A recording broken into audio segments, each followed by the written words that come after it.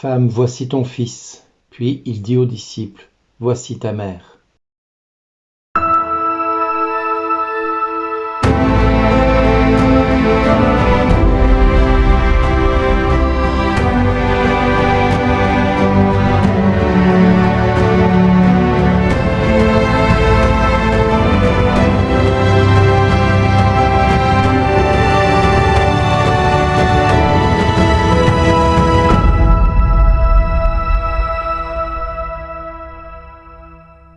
Aujourd'hui, le message vous est adressé par Bernard Dille.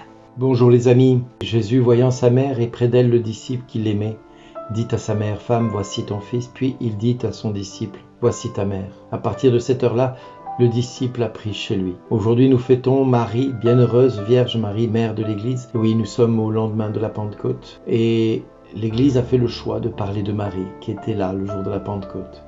Elle qui est l'épouse de l'Esprit Saint, elle qui a donné la vie au Fils de Dieu dans ce monde de ténèbres. Elle qui, au pied de la croix, verra son Fils déclarer « J'ai soif ». Puis tout est accompli et inclinant la tête, il remit l'esprit. À ce moment-là, moi je peux vous dire que la mère qu'elle était perdit un fils qu'elle avait beaucoup aimé.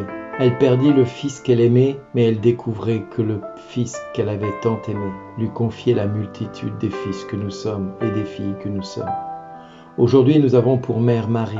Mais si vous aviez été au pied de la croix le jour où Jésus a incliné la tête et remis l'esprit, et si vous aviez pu avoir la grâce que j'ai eue de pouvoir être transporté en esprit quelques minutes à ce moment-là, et voir Jésus incliner la tête et remettre l'esprit, vous entendriez le cri de Marie qui voit son fils mourir et quitter ce monde auquel elle avait donné le Fils. Et comme il est écrit dans les évangiles, un glaive transpercera son cœur. Et ce cri de Marie, de voir son Fils mourir, lui qui n'avait fait que le bien, me transperce encore le cœur.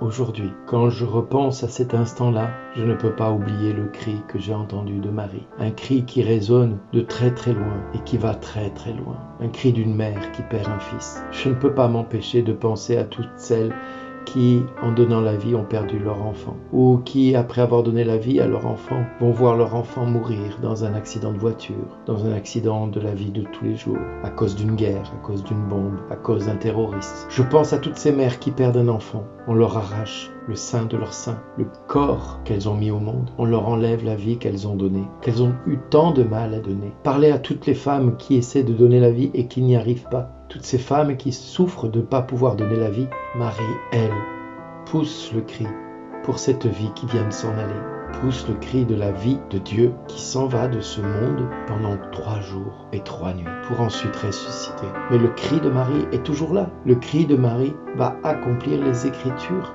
Elle finit d'achever l'accomplissement des Écritures quand elle verra son Fils rendre l'Esprit. Alors elle va devenir la mère de tous les croyants, de tous les baptisés et la mère de tous les hommes, je dirais.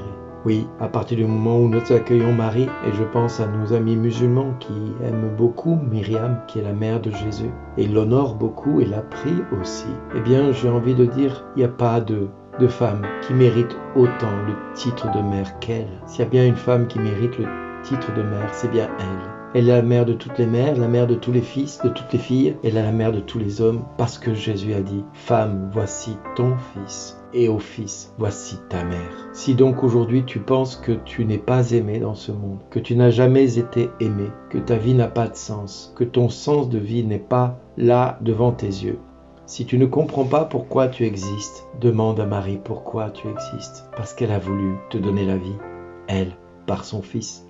En te donnant son fils, elle t'a donné la vie. En te livrant son fils, elle t'a donné le droit de vivre, le droit d'exister. En te donnant son fils et en acceptant que son fils meure sur la croix, elle te donne le droit d'accepter, le droit de vivre. Et en laissant mourir son fils et pleurer des larmes de sang, et en disant « Père, si cette coupe s'éloigne de moi, mais non pas ma volonté, mais la tienne », eh bien Marie, viens prendre dans tes mains, sur ton visage, viens prendre par ses mains, sur ton visage, les larmes que tu verses, les cris que tu pousses, les yeux larmoyants que tu as, parce que tu souffres de ne pas te sentir aimé, pas accueilli, voire rejeté. Nous faisons donc mémoire de Marie, qui se donne aujourd'hui et qui devient la mère de toute l'Église. L'Église avec un grand E, celle que le Père a voulu donner au monde. Elle est Marie, mère, fils de Dieu. Elle est aussi mère de ceux qui aiment son Fils. Elle est aussi femme du Saint-Esprit. Elle est aussi épouse du Saint-Esprit. Et le plus grand amour que nous pouvons donner aujourd'hui à Jésus est d'aimer Marie, sa mère, comme étant notre propre mère. Aimons Marie comme notre maman. C'est honorer le Fils qui nous a donné Marie comme mère. Aimons Marie comme le trésor du Fils. Oui, le trésor du Fils appartient à la mère.